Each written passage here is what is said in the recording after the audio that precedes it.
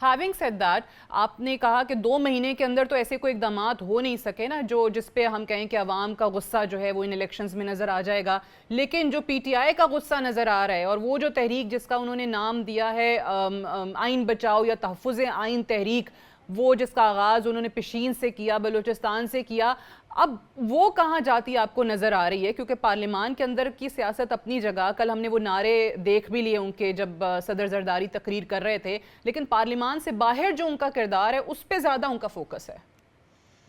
देखें, जो पीटीआई पार्लियामान में है, चाहे वो हुकूमत में हो खैबर पख्तूनख्वा में, चाहे सेनेट में हो या कौमी असम्बली में हो, वो जो शोर जो डाल रहे हैं उसके साथ साथ इस सियासी इंतज़ाम के जो फ़वायद हैं उससे महरूम नहीं होना चाहते।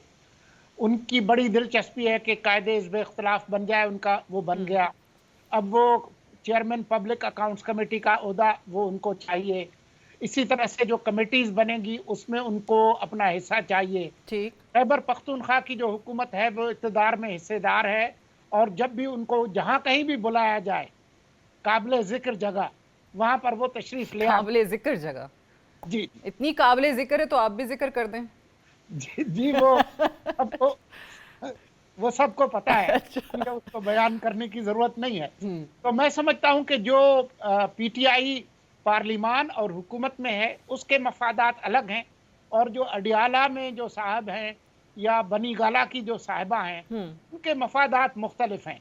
इसलिए आपको जो पार्लिमान से बाहर और मुल्क से बाहर जो पीटीआई है उनका मिजाज और उनके बयानात बिल्कुल मुख्तलिफ नज़र आते हैं, और जो इक़्तिदार के ढांचे का हिस्सा बन रहे हैं वो बिल्कुल मुख्तलिफ नजर आते हैं। तो बट ये ऐसे फिर चलेगा किस तरीके से? वो आप बात सही कह रहे हैं, शुरू में जो चीफ मिनिस्टर केपी के हैं उनका एक बिल्कुल ही अलग रवैया था, मैं बात नहीं करूंगा, वज़ीर आज़म से नहीं मिलूंगा, लेकिन फिर वो मिले भी, फिर मोहसिन नकवी साहब गए, उनसे भी उनकी मुलाकात हुई, फिर ऐसा लग रहा था कि एक वर्किंग रिलेशनशिप डेवलप कर रहा है विफाक का भी और केपी के हुकूमत का भी।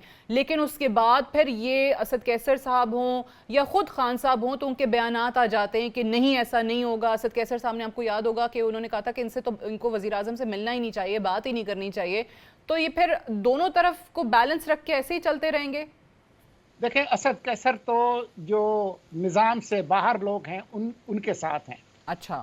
उनके मफादात और गंडापुर साहब के मफादात में बहुत फ़र्क है। तो असद कैसर साहब वही बातें करेंगे जो कि इक़्तिदार से बाहर लोग कर रहे हैं।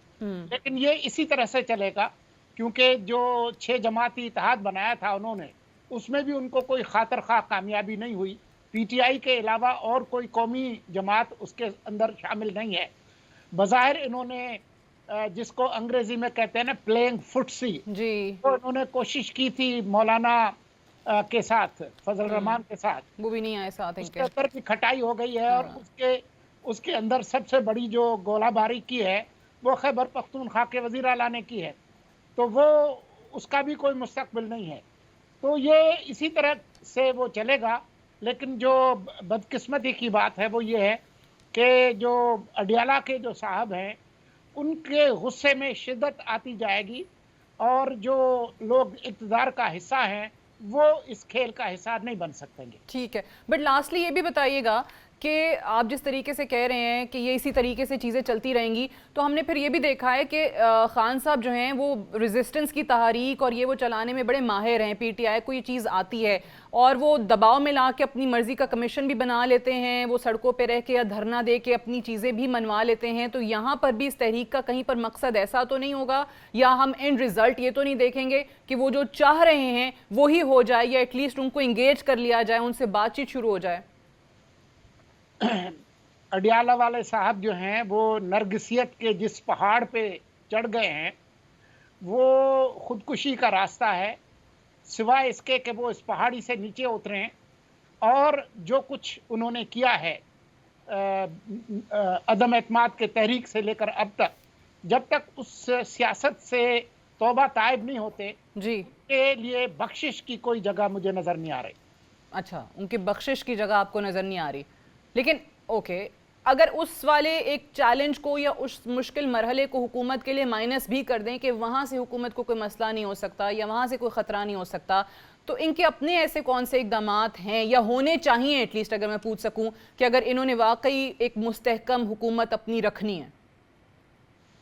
मेरे ख्याल में शहबाज शरीफ साहब को और उनके जो लोग हैं उनको पूरी तरह से फोकस करना चाहिए मुल्क की जो मईशत है उस पर, जो गैर मुल्की जो सरमायाकारी है, ख़ास तौर पर जो बरामदात वाले जो सेक्टर्स हैं उसमें गवर्नेंस के जो इस्लाहात हैं, मकामी हुकूमतों को बाख्तियार बनाने के लिए जो ब्यूरोक्रेसी के जो रिफॉर्म्स हैं उनको फोकस करना चाहिए। अगर ये जो 5 साल है उसमें वो बुनियादी इस्लाहात कर लेते हैं तो बाकी सारी जो चीज़ें हैं वो माजी का हिस्सा रह जाएंगी। जिसमें शोर डालना है वो डालता रहे। लोगों की दिलचस्पी उनके बेहतर मुस्तकबिल में है, इसमें नहीं है कि कौन कितना शोर डाल रहा है।